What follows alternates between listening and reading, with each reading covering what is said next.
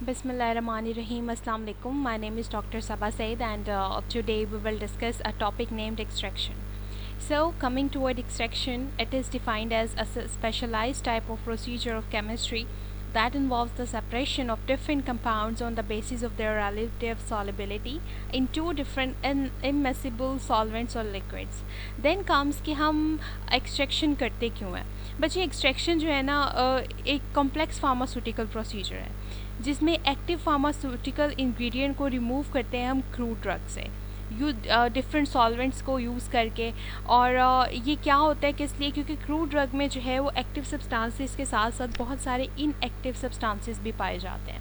और हमें किन चीज़ों की ज़रूरत होती है, हमें एक्टिव फार्मास्यूटिकल इंग्रेडिएंट्स की ज़रूरत होती है. हमें उन इंग्रेडिएंट्स की ज़रूरत होती है जिनकी कोई ना कोई फार्मास्यूटिकल एक्टिविटी होती है या जिनकी थेराप्यूटिक विंडो जो है वो थोड़ी वास्ट होती है.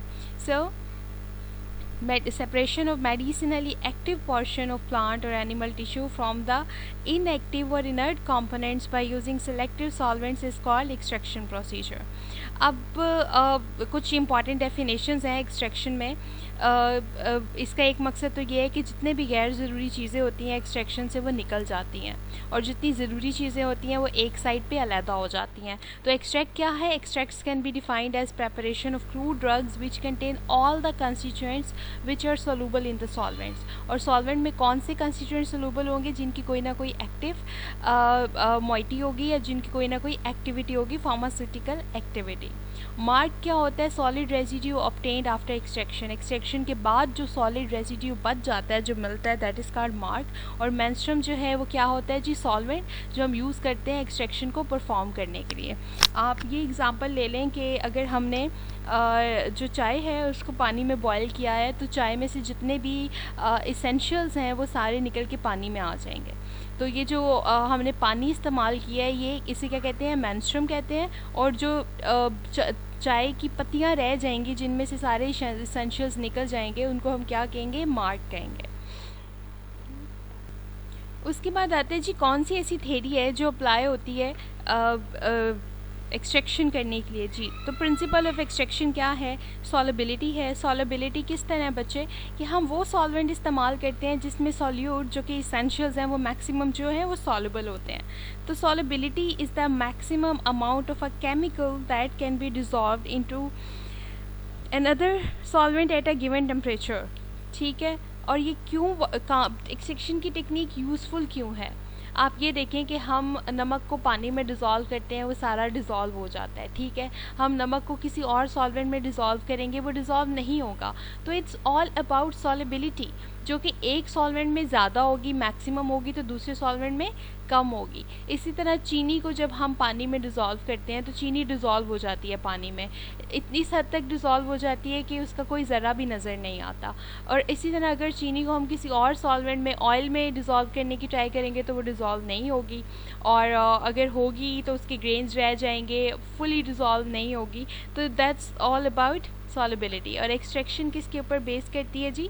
सॉलिबिलिटी पे. थ्योरी ऑफ एक्सट्रैक्शन क्या है बच्चे? थ्योरी ऑफ एक्सट्रैक्शन ये है कि सबसे पहले आपने एक क्रूड ड्रग जो है वो सिलेक्ट करनी है कि आपने एक क्रूड ड्रग, लेट आप डिजिटैलिस ले लें, डिजिटैलिस का प्लांट ले लें, उसमें से आपने डिजिटॉक्सिन को एक्सट्रैक्ट करना है. तो आप क्या करेंगे? क्रूड ड्रग को सूटेबल साइज़ में रिड्यूस कर लेंगे. और सूटेबल साइज़ में रिड्यूस करने का मकसद क्या होता है? सूटेबल साइज़ में रिड्यूस करने का मकसद ये होता है कि उसका सरफेस एरिया इंक्रीज़ हो जाए और सॉल्वेंट की इंटरेक्शन मैक्सिमम हो जाए हमारी क्रूड ड्रग से. Then comes selection of suitable solvent. ये जो मैंने आपको नमक और चीनी की मिसाल दी है, अगर आप यहाँ पे पानी को एज अ सॉल्वेंट यूज़ करेंगे तो एक्सट्रैक्शन मैक्सिमम होगी, और अगर किसी और सॉल्वेंट को यूज़ करेंगे तो एक्सट्रैक्शन मिनिमम होगी. तो आपने क्या करना है? आपने सबसे जो बेस्ट सॉल्वेंट है उसको चूज़ करना है. Penetration of solvent into crude drug. अब जिस तरह आप ये देखें कि चाय की पत्तियों को जब बॉयल करते हैं तो उसके जितने भी इसेंशियल्स हैं वो बाहर आते हैं. किस तरह बाहर आते हैं? पानी उनके अंदर जाता है. ठीक है. एब्जॉर्प्शंस होती हैं. एब्जॉर्प्शन से बाद फिर क्या होती है? डिसइंटीग्रेशंस होती हैं. और वो जितना भी इंटरनल इसेंशियल्स होते हैं चाय की पत्तियों से वो बाहर किस में आ जाते हैं? मेंस्ट्रुम में आ जाते हैं. अच्छा जी, अब पोजीशन बहुत जो है वो ठीक होनी चाहिए सेल की, क्योंकि आप ये देखें कि अगर आप फ़िल्टर पेपर लगा के कोई चीज़ को प्यूरीफाई कर रहे हैं और अगर आप जो नीचे फ़नल है उसको स्ट्रेट रखेंगे तो जो फ़्लो होगा लिक्विड का वो फास्ट होगा। अगर आप किसी और एंगल पे उसको रखेंगे तो जो फ़्लो है लिक्विड का वो मिनिमल होगा। Applying force if required, sometime आपको पता है कि हम ऊपर से प्रेसिंग फोर्स देते हैं। उस प्रेसिंग फोर्स का क्या मकसद होता है? उस प्रेसिंग फोर्स का मकसद ये होता है कि उसके अंदर जितना भी रिमेनिंग, आप ये इमेजिन कर लें कि चाय की पत्तियों को आपने दोबारा से हथेली के अंदर रख के प्रेस करना है ताकि उसके अंदर जितना भी लिक्विड है, जितना भी कॉन्स्टिट्यूएंट्स हैं वो सारे बाहर निकल आए। तो आपने क्या करना है कि अगर आपको फोर्स की ज़रूरत है तो आप वो भी लगा सकते हैं। Then comes supply of appropriate heat. Sometimes ये होता है कि बच्चे अगर आप चाय की पत्तियों को पानी में रखें तो वो पता नहीं कितना अरसा ले और फिर भी उसके सारे इसेंशियल कॉन्स्टिट्यूएंट्स ना निकलें, जबकि आप अगर उसको बॉयल करें तो उसमें जितने भी इसेंशियल कॉन्स्टिट्यूएंट्स हैं वो फ़ौरन से बाहर आ जाएं। तो आपको ये भी पता होना चाहिए कि हमने कब और कितनी हीट अप्लाई करनी है।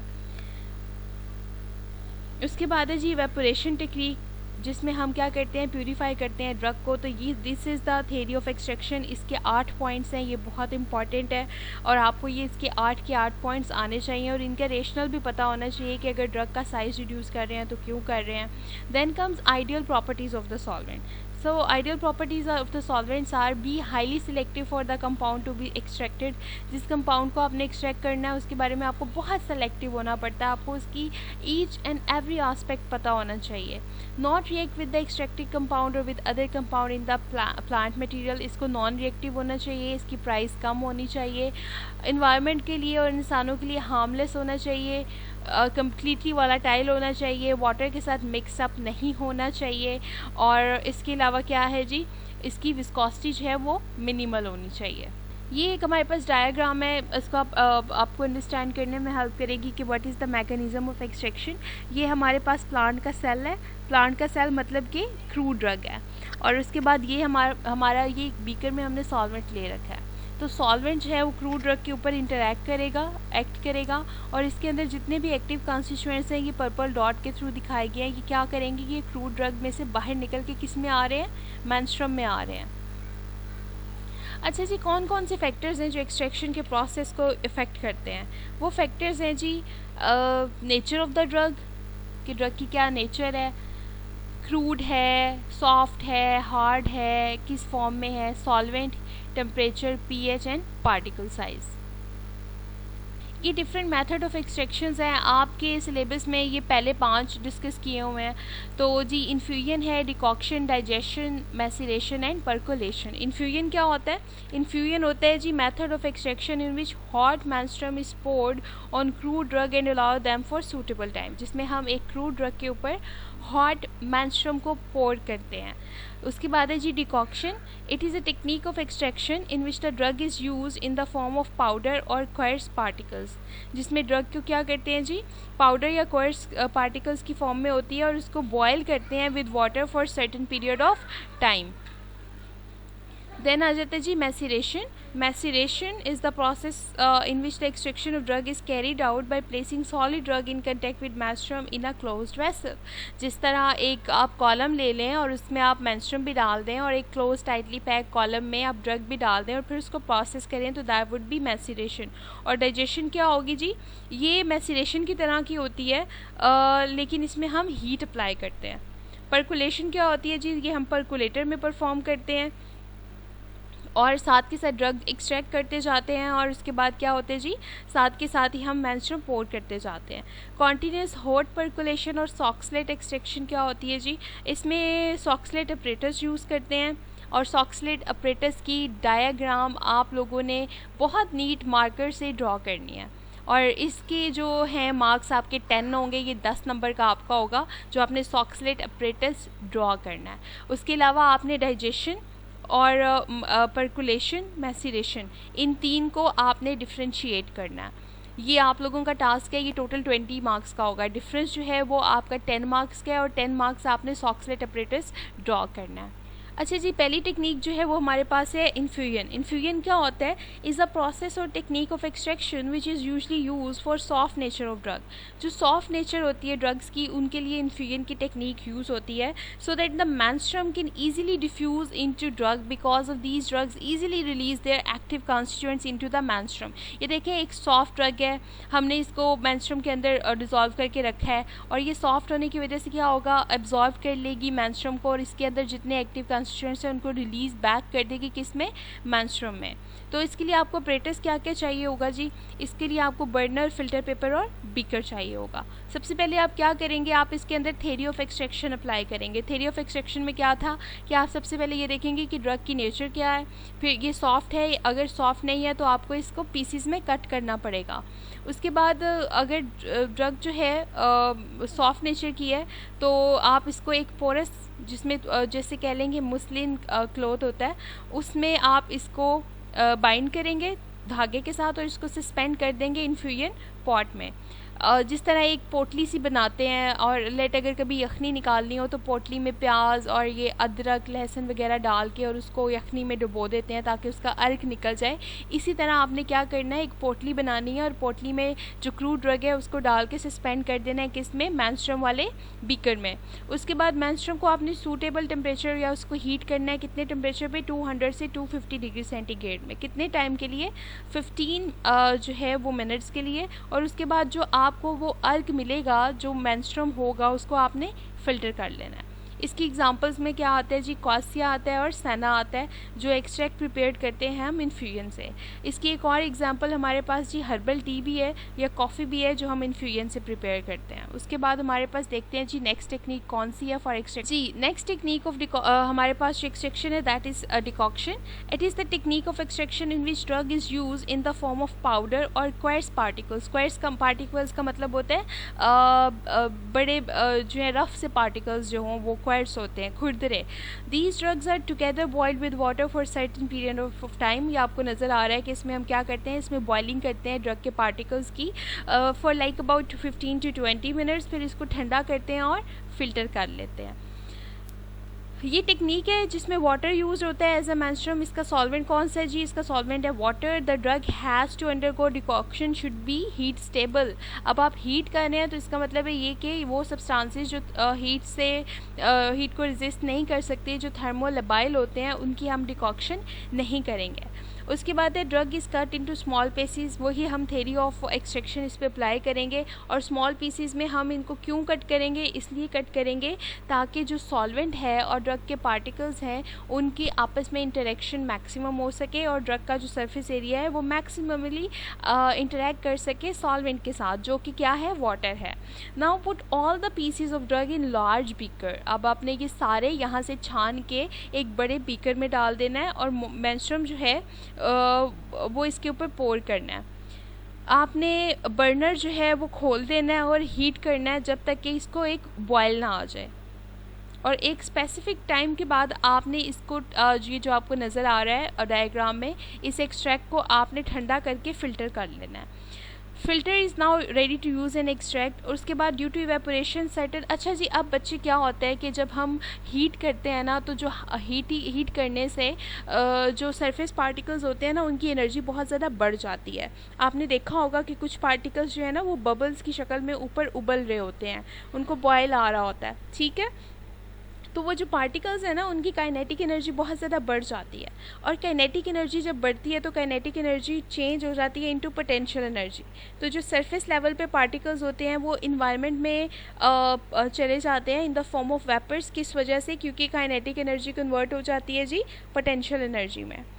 अच्छा जी, उसके बाद आपने क्या करना है, आपने ये देखना है कि इनिशियल जो वॉल्यूम है, लेट आपने 1000 ml डाला है। तो अगर आपने कभी घर में चाय बनाई हो, तो अगर आप 1 कप चाय बनाएं तो वो हीट होने के बाद आधा कप चाय रह जाता है। तो अगर आपने 1 कप चाय बनानी हो तो आप थोड़ा सा मिल्क जो है वो ज़्यादा डालते हैं ताकि आपकी पूरा कप चाय का बने। सिमिलरली बच्चे, जब हम इसको बॉयल करते हैं तो हमारा जो वॉल्यूम है वो कम हो जाता है बॉयलिंग की वजह से, क्योंकि इवेपोरेशन हो जाती है। तो हम क्या करते हैं, हम इसका वॉल्यूम फिक्स करते हैं। जितना इसमें कम हुआ होता है वॉल्यूम, उतना उसमें क्या ऐड कर देते हैं, वाटर ऐड कर देते हैं या सूटेबल सॉल्वेंट ऐड कर देते हैं।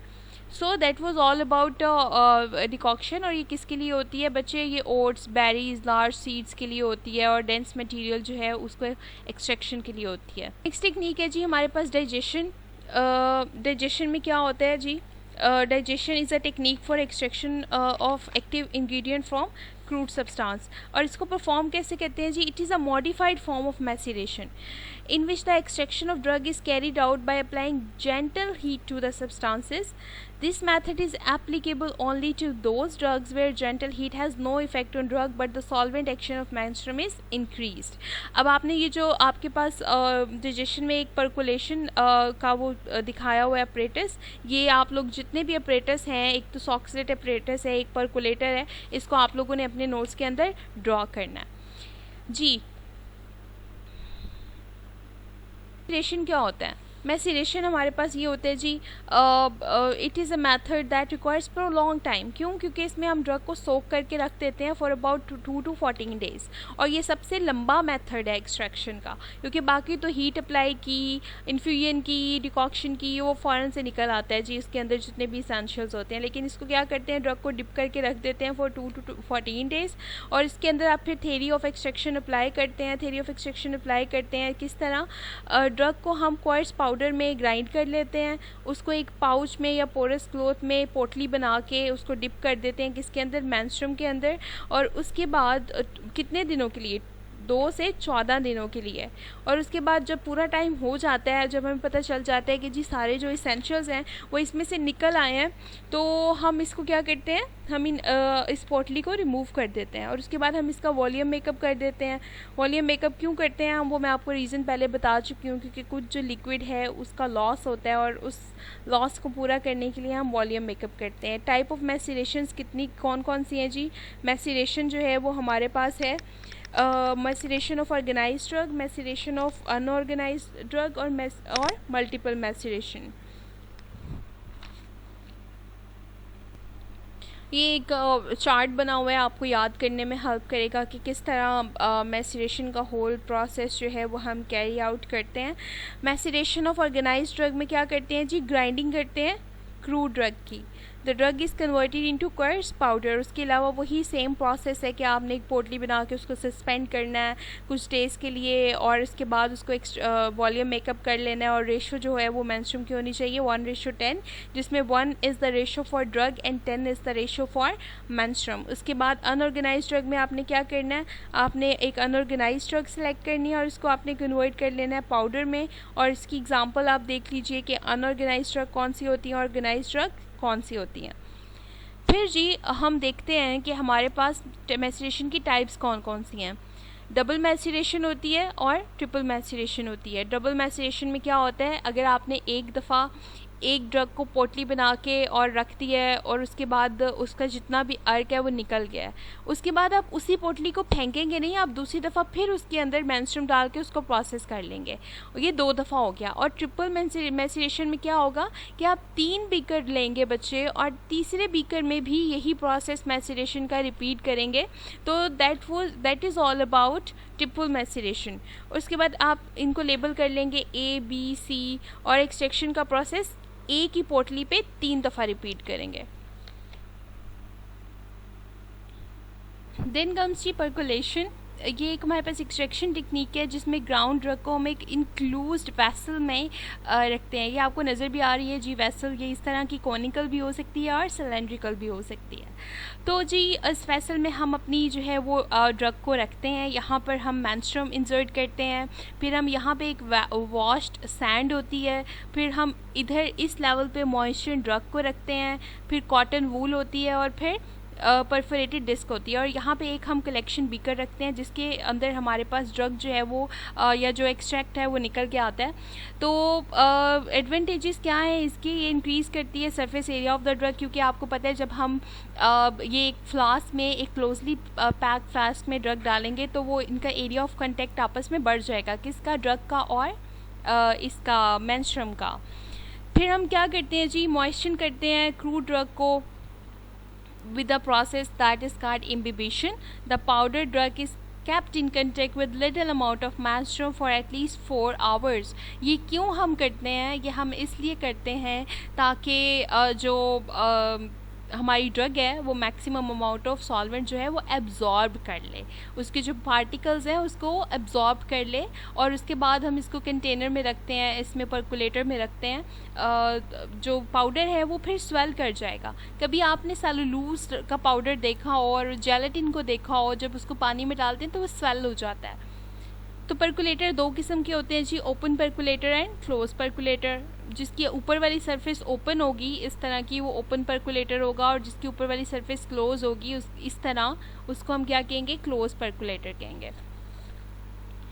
ये बच्चे पर्कुलेशन जो है वो 24 आवर्स ऑफ मैसरेशन है। That lower tap is open and menstruum is collected. ये जो नीचे इसके ऊपर टूटी सी एक लगी हुई है, टैप लगी हुई है, इसको खोलते हैं और इसके अंदर से जो ड्रग है वो एक्सट्रैक्ट कर लेते हैं।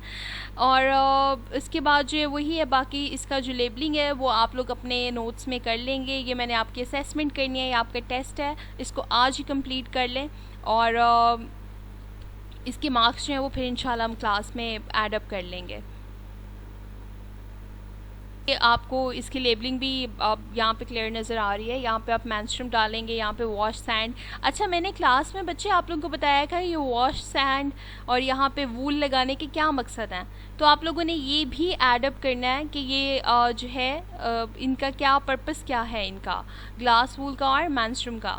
और इसके बाद ये कलेक्शन के लिए यहाँ पे नीचे बीकर। तो ये सारी चीज़ें आप लोगों ने अपने आज के टेस्ट में लिखनी है। ये आपकी आसानी के लिए मैंने इसके स्टेप्स बना दिए हैं कि स्टेप्स क्या हैं जी। पहला स्टेप है साइज रिडक्शन है, देन इम्बिबिशन है जिसमें हम पाउडर को क्या करते हैं, थोड़ा मॉइस्चर करते हैं, थोड़ा गीला करते हैं। उसके बाद उसकी पैकिंग है, किस में पैकिंग, इस कॉलम में पैकिंग, ठीक है। उसके बाद मैसिरेशन है और फिर पर्कुलेशन है। ये और आपकी आसानी के लिए स्टेप वाइज जो है वो बताया हुआ है किस तरह जी ड्रग होती है, उसको इम्बाइब कराते हैं फॉर अबाउट 4 आवर्स। फिर मैसिरेशन होती है। मैसिरेशन का मतलब क्या होता है, ड्रग को डिप करके रखते हैं किस में, मेंस्ट्रुम में, उसके बाद उसको पैक कर देते हैं। तो percolation is actually maceration plus percolation, कि पहले मैसिरेशन करते हैं और फिर पर्कुलेशन। अच्छा, इसका फ़ायदा क्या है बच्चे? इसका फ़ायदा ये है कि कम टाइम लेती है मैसिरेशन। मैसिरेशन तो अब आपको पता है कि 7 to 14 डेज़ में होती है, और थर्मोलेबाइल कंस्टिट्यूएंट्स की भी की जा सकती है। तो और डीमेरिट्स इसके क्या है बच्चे, ये सॉक्सलेशन से ज़्यादा टाइम लेता है। सॉक्सलेशन हम आगे पढ़ेंगे। और सॉल्वेंट जो है वो ज़्यादा चाहिए होता है, और एक स्किल्ड पर्सन चाहिए होता है, क्योंकि अप्रेटिस में आपको पता है step by step, layer by layer चीज़ें अरेंज हुई हुई हैं। वॉश सैंड है, फिर कॉटन है, बाकी चीज़ें हैं। तो ये सब चीज़ें इसके लिए क्या है, ये इसके मेरिट्स हैं और डीमेरिट्स हैं। ये आपकी आसानी के लिए डिफरेंस मैंने मेंशन कर दिया है, मैसिरेशन और पर्कुलेशन में क्या डिफरेंस होता है, ये भी आप लोग अपने नोट्स में ऐड अप कर लीजिएगा, क्योंकि ये आप लोगों ने पहले नहीं किया हुआ। अच्छा बच्चे, देन कम सॉक्सलेशन और Soxhlet extraction. It is used for those drugs where the penetration of the menstruum into the cellular tissues is very low, ठीक है, and the solute is not readily soluble into the solvent. किसके लिए? उन drugs के लिए use होगा जिनमें cellular tissues जो हैं वो सोल्यूट में सॉल्युबल नहीं होते, और जिसमें जो सॉल्वेंट है उसकी क्वांटिटी मेंस्ट्रुम में बहुत कम होती है, ठीक है। या ये भी कह सकते हैं कि या तो हमारे पास सॉल्वेंट बहुत कम हो तब, या हमारे पास ड्रग की पेनिट्रेशन बहुत कम हो तब। तो दो कौन सी सिचुएशंस हैं, या तो ड्रग की पेनिट्रेशन कम हो या हमारे पास सॉल्वेंट मिनिमम क्वांटिटी में हो।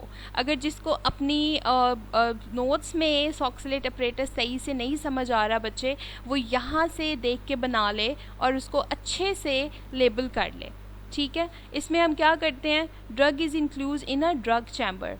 अब इसमें जो ड्रग चैम्बर है उसमें हम ड्रग को इंक्लूड करते हैं। उसके बाद हम क्या करते हैं, मेंस्ट्रुम को रखते हैं लोअर फ्लास्क में और उसको हीट करते हैं, ठीक है। और जब हीट अप्लाई करते हैं तो ये वेपर्स में कन्वर्ट हो जाता है, और ये वेपर्स कहाँ तक जाते हैं, ये वेपर्स ड्रग तक जाते हैं, और ड्रग में जितना एक्टिव कॉन्स्टिट्यूएंट होते हैं उसको लेके वापस किस में आते हैं, कलेक्शन जो हमारे पास है फ्लास्क या वाटर, उसमें आते हैं। इसी तरह हम जो है वो एक्सट्रैक्शन की टेक्निक परफॉर्म करते हैं और एक्सट्रैक्ट कर लेते हैं वो यूजफुल सब्सटेंसेस जो हमें चाहिए होते हैं। तो आपने क्या करना है, आपने डिफरेंसेस लिखने हैं मैसिरेशन, पर्कुलेशन और डाइजेशन के।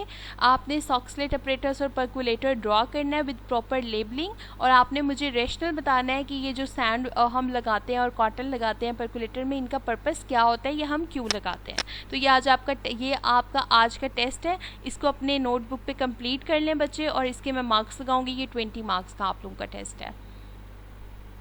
ये इसके कुछ मेरिट्स और डीमेरिट्स हैं। ये आपके वाइवा के पॉइंट ऑफ व्यू से बहुत इंपॉर्टेंट है कि कौन सी टेक्निक किस तरह बेहतर है और किस तरह नहीं बेहतर। तो ये भी आप चीज़ें अपने नोट्स में ऐड अप कर लें, क्योंकि आप लोगों ने इनिशली ऐड अप नहीं की हुई। सो बच्चे, that was all about extraction and technique of extraction. इस चैप्टर में कुछ बहुत सी नई चीज़ें थी जो हमने सीखी। आप काइंडली इसको जो है वो ऐड कर लें अपने नोट्स में, और अपने जो टॉपिक है इसको वाइवा के पॉइंट ऑफ व्यू से प्रिपेयर कर लें, क्योंकि ये जो क्वेश्चंस मैंने अब आप लोगों को करवाए हैं ये वाइवा के पॉइंट ऑफ व्यू से बहुत इंपॉर्टेंट है। ये पॉइंट्स आप अपना चैप्टर इस तरह कंप्लीट कर लें जिस तरह मैंने आपको ये प्रेजेंटेशन में बताया। Best of luck, take care, अल्लाह हाफिज़।